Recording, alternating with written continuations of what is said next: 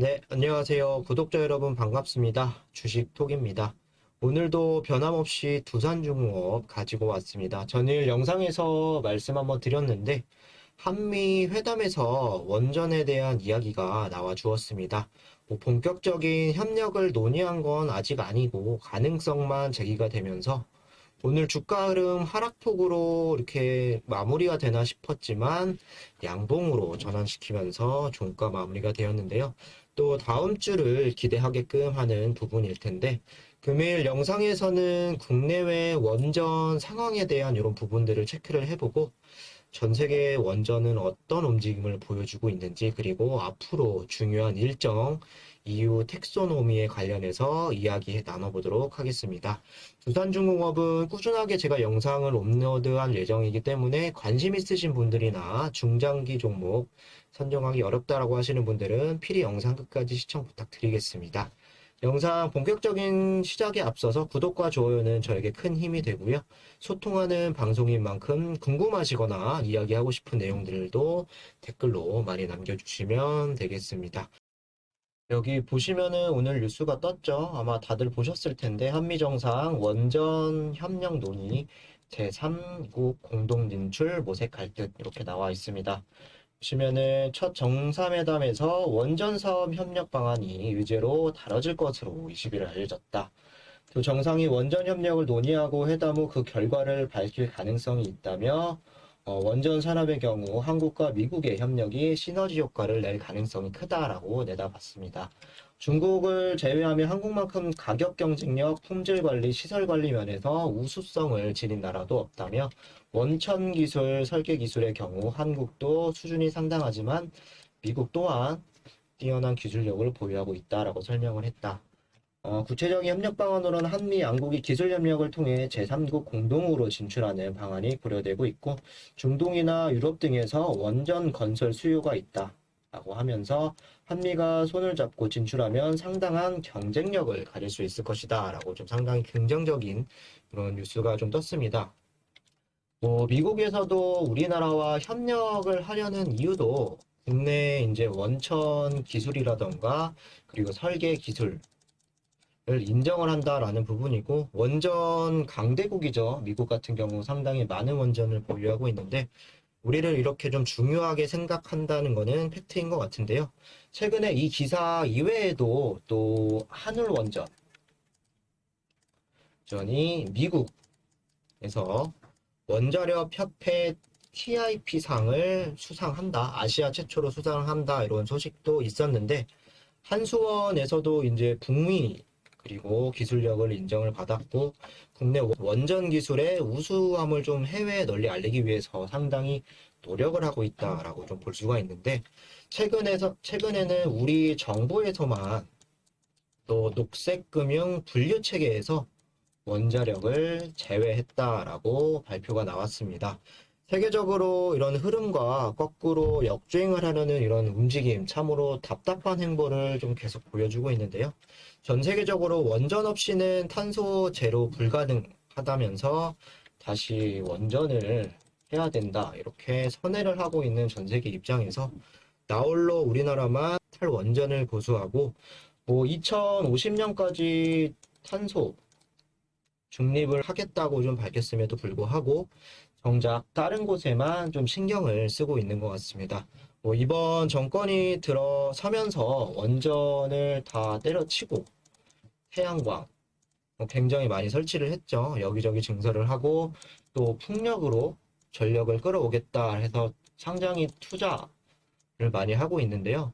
오히려 국내에서는 기후라던가 일조량 자체가 좀 일정하지 않아서 여건상 태양광이라던가 풍력은 장기적으로 이렇게 전력원으로 자리를 잡기에는 문제가 있다라고 전문가들도 이야기를 많이 하고 있는데 원전 같은 경우는 이제 앞서 말씀드렸던 태양광이나 이런 풍력 그리고 앞으로 또 수소보다도 몇 배가 더 높은 전력을 생산 가능함에도 불구하고 이런 부분에서 상당히 답답하다. 좀 많이들 알고 계실 겁니다. 심지어 SMR 같은 경우는 열 에너지를 통해서 전력을 또 가능한 부분도 있고요. 그리고 수소 또 뭐 해수 담수화 여러 가지 전력으로도 이렇게 변환해서 만들어낼 수 있는 부분인데 여러 가지 장점들이 있지만 정작 또 국내에서는 SMR을 안 하겠다, 수출만 하겠다, 뭐 이런 이야기도 하고 정치적으로 활용을 하는 건지도 모르겠지만 국민들을 좀 안전을 생각하는 부분도 있겠죠. 그렇지만 탈원전 기조는 제가 봤을 때는 아닌 것 같습니다. 뭐 개인적으로 당장 이런 부분들이 한 번에 변화되기는 어렵겠지만 시간이 지나면서 뭐 하반기나 내년 초 시간이 점점 지나가면서 이런 기조는 조금씩 바뀔 거라고 저는 생각을 하고 있고요. 세계 추세를 또 거역할 수 없을 거라고 저는 생각을 하고 있습니다. 여기 자료를 보시면은 국내 원전의 이런 현황인데요. 한빛, 그리고 뭐 한울, 월성, 세울, 우리 이렇게 다섯 가지죠. 다섯 가지에서 총 24곳이 좀 원전이 있습니다. 그 중에서도 뭐 운영 중, 그리고 정비 중, 정지 중 이렇게 표시가 되어 있는데 뭐 정비 중도 운영을 하고 있지 않고요. 정지 중도 당연히 운영을 하고 있지 않겠죠. 그래서 실질적으로 운영하는 곳은 24개 중에서 17개 정도가 가동 중입니다. 뭐 비율로 따지면은 한 70% 정도, 75% 정도만 이제 가동을 하고 있는 부분인데 뭐 이미 영구 정지된 고리 1호와 월성 1호기뿐만 아니라 앞으로 2025년까지 또 원전 4기가 줄어들 것으로 좀 예상을 하고 있는데 여기 보시면은 이렇게 원전에 대한 발전량이 좀 나와 있습니다. 그래서 보통 70년대에서 80년도 원전에 대한 이런 부분에 이제 발전량이 한 7% 정도, 그리고 2020년에는 또 전체 발전량의 30%가 원전을 차지고 있다라고 하는데 점점 2000년대 들어오면서 원전에 대한 중요성이 좀 부각이 되고 있는데요. 석탄 다음으로 원자력이 좀 많은 발전량을 가지고 있습니다. 그리고 뭐 석탄과 뭐 가스 이렇게 1위, 2위, 3위로 운영이 되고 있는데 석탄과 돈이 많이 드는 가스를 줄이고 좀 원자력을 비중을 키우는 방향이 저는 맞다라고 좀 생각을 하고 있고요. 자료에서도 좀 나왔다시피 원전의 필요성은 누구보다도 잘 알고 있을 겁니다. 상당히 70% 정도만 돌려도 효율이 이만큼 3분의 1 정도를 차지할 만큼 굉장히 좋은 부분인데요.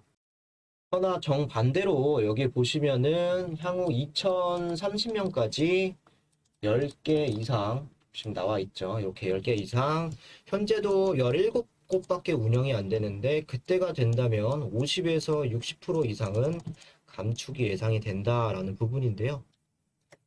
여기 원자력 발전량도 이렇게 2022년 살짝 늘었다가 점점 줄어드는 추세로 갈 거다. 이렇게 좀 예상치가 나와 있는데요.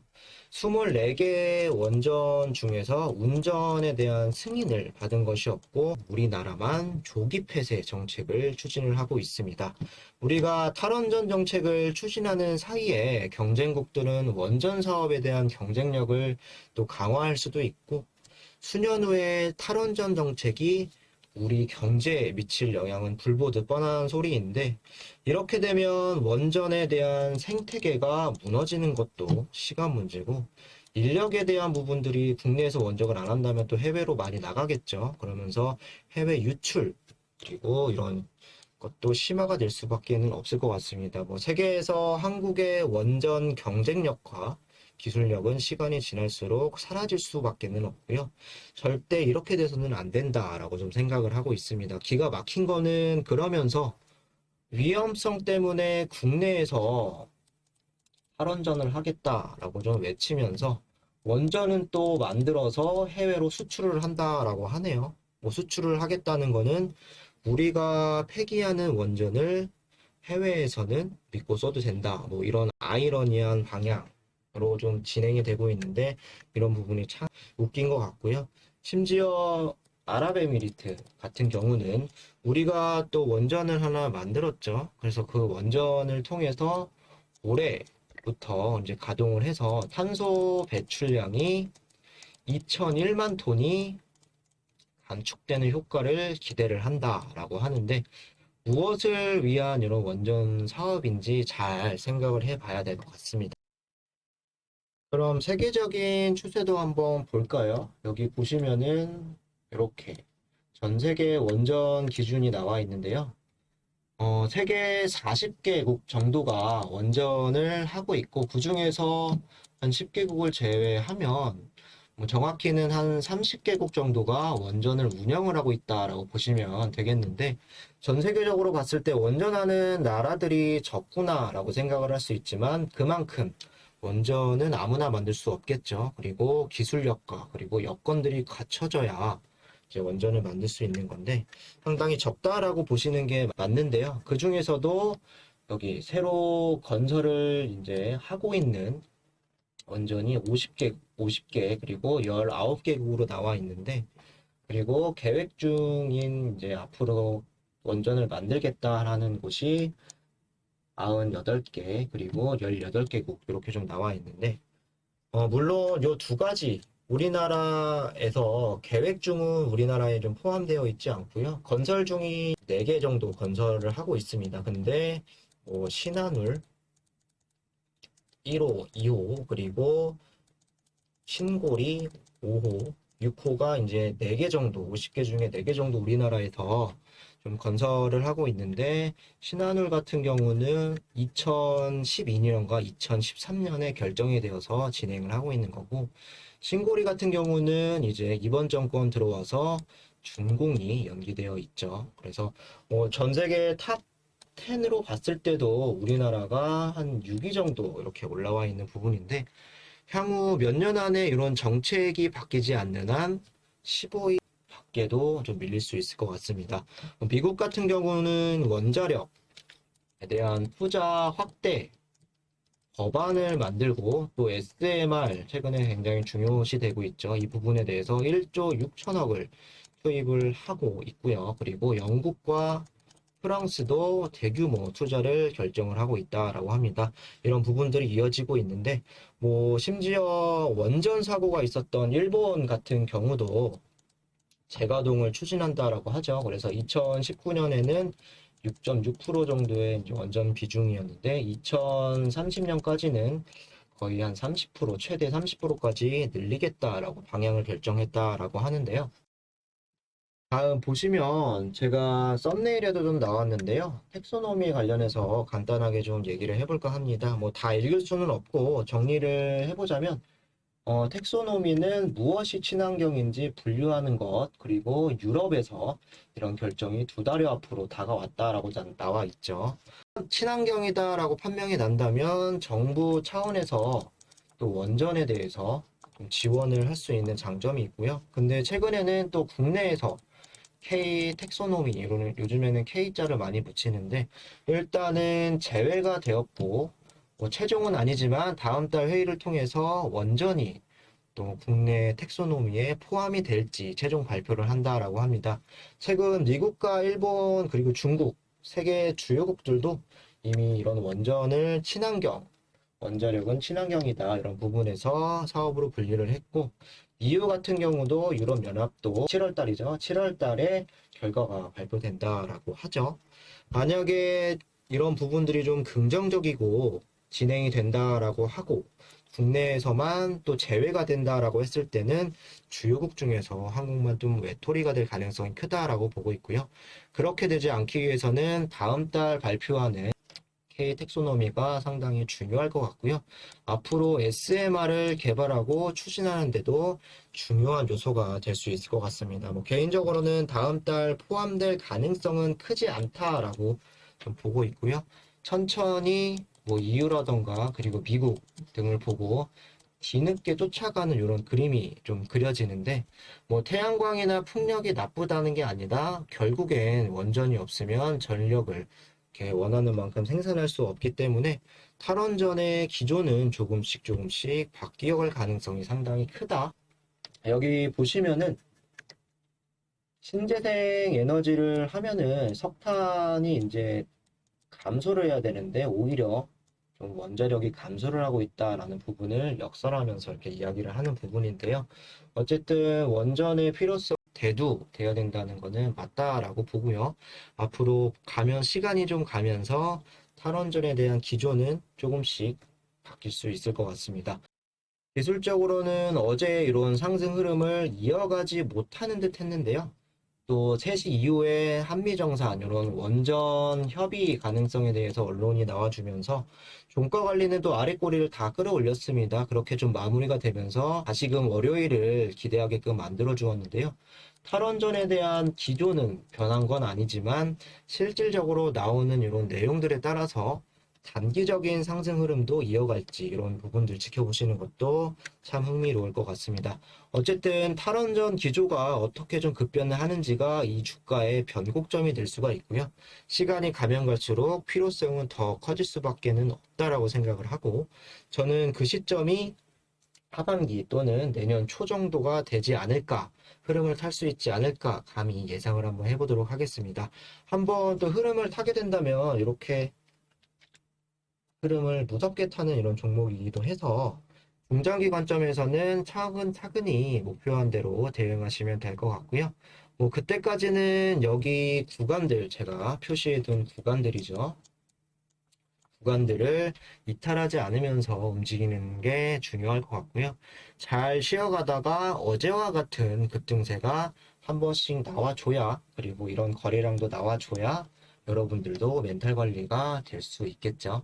변함없이 저는 1차 목표가 14,800원을 보고 있고요. 만약에 거기서 흐름이 더 좋다라고 하면은 15,500원까지도 보시면서 여유롭게 좀 지켜보시면 될 것 같습니다.